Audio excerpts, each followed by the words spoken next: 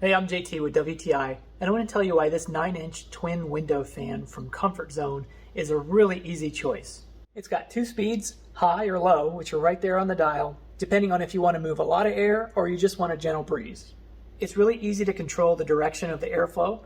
You just flip the fan around, and they have very helpful little labels to tell you which way is which. It also comes with a couple of covers that you can put on. One is a screen to keep bugs out, which we didn't need since our windows have screens, and the other to help keep humid air out when the fan's not being used. This fan has expanders on either side, so it can work for windows that are anywhere between 22¼ inches all the way up to 33 inches to make sure you get a decent snug fit. It also comes with removable feet, so you can use it like a standalone fan when the weather's not right to have your window open. So if you're looking for a window fan to circulate cool air into your house or to exhaust bad air out of your house, then I think this Comfort Zone 9-inch twin window fan is a really easy choice because it's so simple.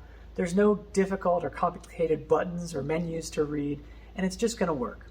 And that's my point of view.